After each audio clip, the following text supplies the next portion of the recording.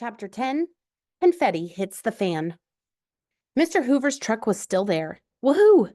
I strapped on my pack, jumped in the back, and climbed on the cab roof. The metal buckled a little under my feet. Oops. I lifted one foot onto the computer lab's power panel. I grabbed the pipe. I pulled myself up. Then I just stood there, flat against the wall. If the truck wasn't there, I'd be in trouble. It was a long way down. Okay, I told myself, get moving. I reached for the air conditioner with one hand and held onto the pipe with the other. It was farther away than it looked from the ground, higher up, too. Don't look down. I told myself, don't look down.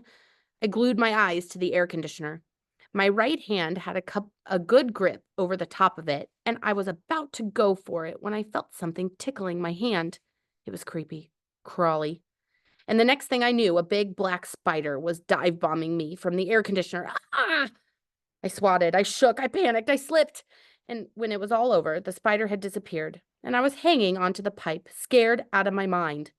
One toe was wedged onto one of the brackets that held the pipe to the wall. The other foot was dangling around, looking for something to grip onto. I tried to reach the air conditioner, but I couldn't. I couldn't go back to the power panel either. Could I pull myself up the pipe? Maybe if I got higher, I could get my foot on the air conditioner. Inch by inch, I pulled myself up, wishing I could climb walls like the gecko. I used muscles I didn't even know were there. I grabbed toe holds that didn't even look as big as a toe. I cut my hand on a bracket. I learned what sweating bullets means. But I did it. I got myself onto the air conditioner. I stood on it for a minute, catching my breath, shaking. Shredderman was definitely not the gecko or Spider-Man. But there I was. My head was above the roof. All I had to do was get the rest of me up there. I reached up, swung my foot to the floodlight, pushed off, and pulled up. 2 seconds later, Shredderman was on the roof. Woohoo! I hunched over and tiptoed across the middle of the roof, trying not to make any noise. It seemed like such a long way from the back to the front. When I was almost there, I dropped down on all fours and crawled. At the edge, I peeked over. A kid was going into room 20. The door closed. I looked left. I looked right. No one else was around. I peeled off my backpack and dug out the Ziploc bags. I started flinging handfuls of confetti into the air. Whoosh, whoosh, whoosh. I went into speedy mode and scattered the rest of the first bag. I shook out the second bag. Purple and yellow paper fluttered up, down, out. It was flying everywhere. It was beautiful, awesome, amazing. I felt like throwing both my arms in the air and shouting, Shredderman lives! Instead, I grabbed my stuff and ran across the roof, back to the air conditioner. And when I looked down, Mr. Hoover's truck was pulling away.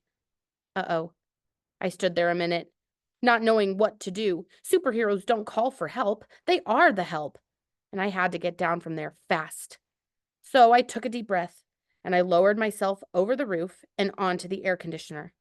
I sat down on the air conditioner and reached for the pipe, telling myself, you can do this. You can do this. I grabbed the pipe with one hand, held onto the air conditioner with the other, then let myself down, with one foot pushing against the side of the air conditioner, the other against the pipe. When I got a toe hold on a pipe bracket, I pushed off of the air conditioner, hung on the pipe for a second, then swung over to the power panel.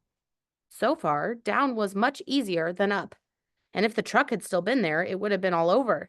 But the truck was gone. And now I only had one choice. Jump. 1, 2, 3.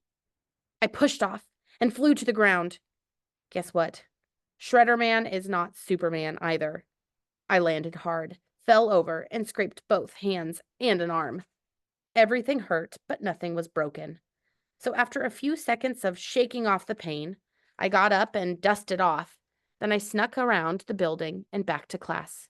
The video was still going, so I squeezed through the door and slid into my seat. Mr. Green was talking with a student over in the corner. The kids at my table were watching a snake swallow something with a really long tail. No one even seemed to notice I'd been gone. Mission impossible, not so impossible. And as I sat there catching my breath, I couldn't stop thinking about what I'd just done. How being Shredderman was making me do things that I'd never ever dreamed about before. Maybe I was banged up and scraped up, but I felt good. No, I felt great. And for once, I had something in common with every other kid at school. I couldn't wait for recess.